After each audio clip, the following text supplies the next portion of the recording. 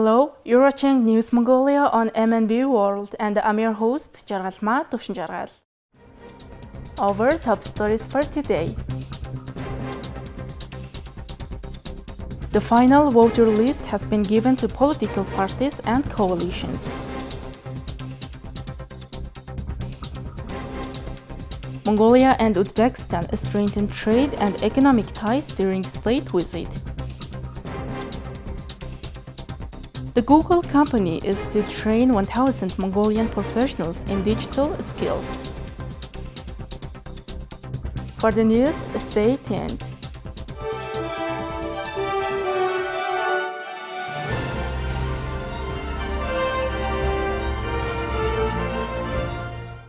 In accordance with the Mongolian parliamentary election law, parties and coalitions registered with the General Election Commission will be provided a list of voters. A partial list was delivered in May. The full list of voters has now been delivered at the request of political parties and coalitions. When the first voter list was delivered, only name and address information was provided. The list had 2,058,865 primary voters registered, but 165,368 voters were marked as temporarily unavailable. Today, we provided a list of names to party election committees. The purpose of this is to manage the voters in each constituency. This list contains the names and addresses of voters and a description section. The description section includes information such as the number of temporarily unavailable voters in a constituency and the number of people who are eligible to vote. Parties and coalitions have submitted specific proposals concerning state registration, voter name overlaps, and voter migration. They emphasize that maintaining voter list control will be important in the future. All parties will copy their databases onto disks, seal them, and save them for future reference. This ensures that if any issues of fraud arise after the election, we have the opportunity to re-examine the data. By comparing the database before and after voting, we can identify any discrepancies. We will document the complaints received from the public and submit evidence to the General Authority of State Registration. During the last state registration, we addressed real cases in several meetings and tested them with multiple parties. Voter lists were sent to more than 2,800 election committees. A voter can only vote once. After the election, the number of votes and registered voters will be verified.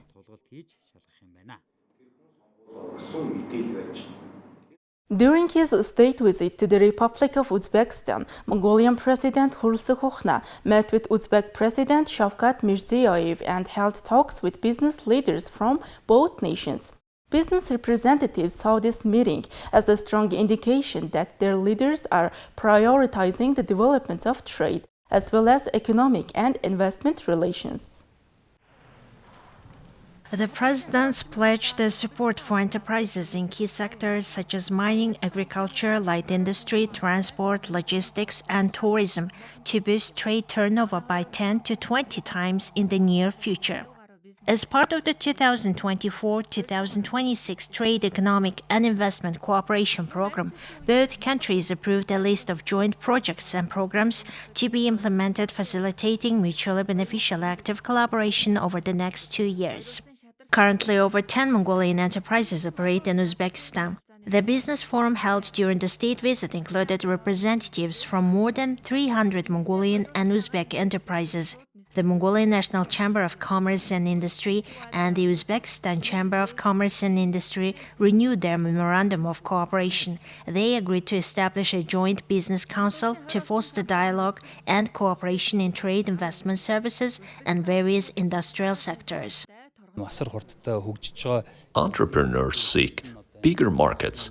So, using this official visit, Mongolian businesses seek new opportunities in bigger markets.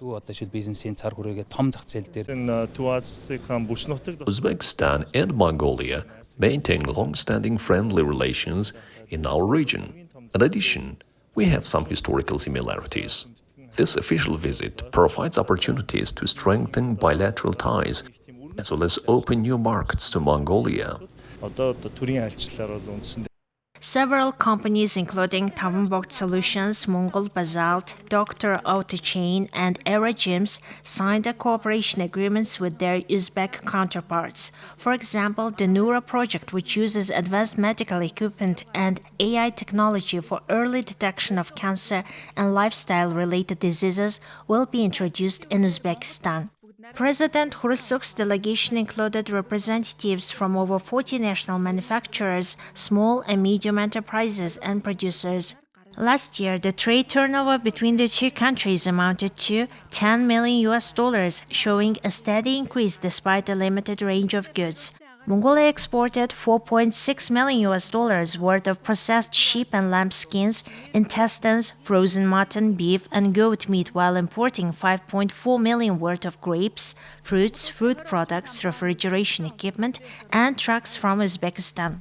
In recent years, Uzbekistan has taken significant steps to enhance its investment and business environment, resulting in its economy nearly doubling. GDP has grown 1.5-fold, the number of enterprises has doubled, and industrial production has increased by 40%.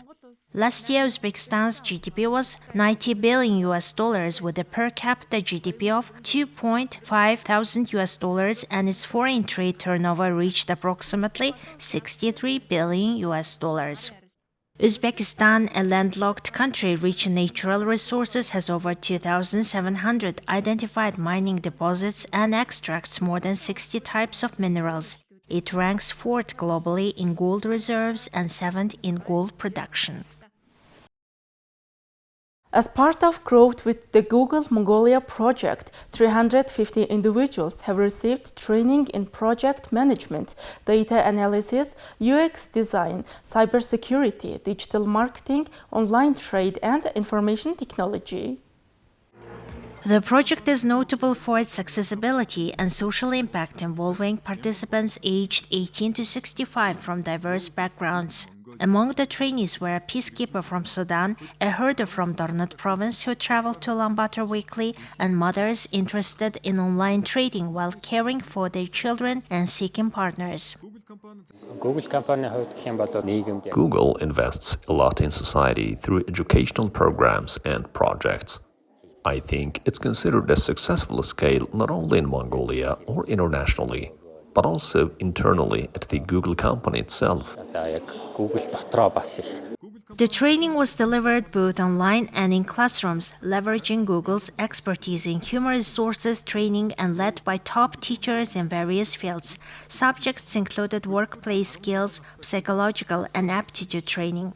Organizers announced that the second phase of the project, which will connect 100 job-seeking participants with employers and internship opportunities, will continue throughout the summer. Participants chose classes based on their skills and interests, including project management, data analysis, UX design, cybersecurity, online marketing, online trade, and information technology. The Ministry of Digital Development and Communication of Mongolia reported that participants gained professional digital skills through Google's training methodology. Thank you for staying with us. Now let's take a look at currency exchange rates provided by Mongol Bank.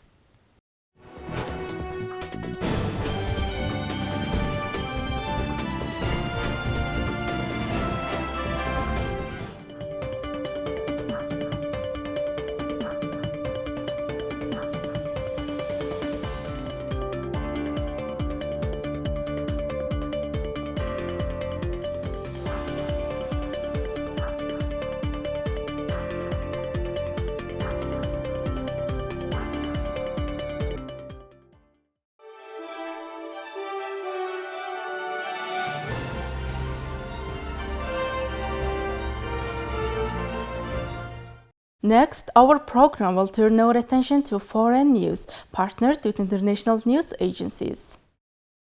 On Wednesday, U.S. Ambassador to China Nicholas Burns criticized China for supporting Russia in the Ukraine war. He said it was a major mistake for China to let its companies sell components to Russia, helping to strengthen its defense industry. Shanghai is my favorite city in China. Burns spoke at the 13th Bernard Oxenberg Lecture on Sino-American relations in Shanghai. He emphasized that the Ukraine war is the most important issue in the U.S.-China relationship today. And the issue I think that is bedeviling us now is Russia's brutal invasion and war on Ukraine. That has become an existential crisis in Europe. And our critique of China, of the People's Republic of China, is that it is not neutral, but has effectively sided with Russia in this war. You heard Secretary Blinken say when he came here to China in April, and you've heard recent criticism by our senior officials just in the last few weeks. We think it's a major mistake to allow Chinese companies, by the thousands, to be sending so many components, technology components, microprocessors, nitrocellulose, to Russia to reinforce and strengthen the defense industrial base of the Russian Federation for this brutal war. He accused China of supporting Russia while pretending to be neutral. China has not condemned Russia for the war in Ukraine, but has said that country's territorial integrity should be respected. Especially when, at least we understand, one of the abiding principles of the People's Republic throughout its entire history has been raising sovereignty and territorial integrity as immutable ideals in the modern state system. Well, President Putin has smashed that rule, that we don't invade other countries, that we respect territorial integrity. I think it's an issue that we ought to be talking about on this panel, and we're certainly trying to talk about it in U.S.-China relations. China continues to trade with Russia and is criticized for helping Russia economically despite international sanctions. Burns said Russian President Vladimir Putin has violated the principles that countries' borders should be respected. And so I thank you for the invitation. Now let's take a look at weather forecast for world major cities.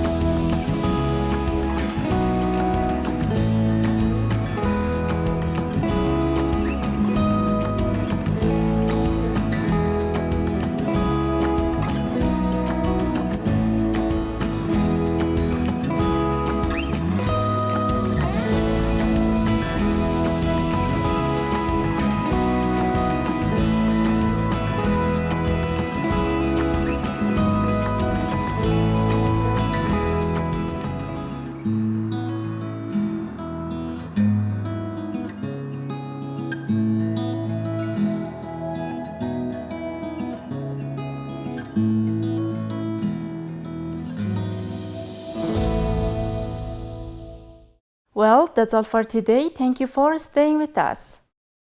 We will see you on Friday with more news and updates. Goodbye.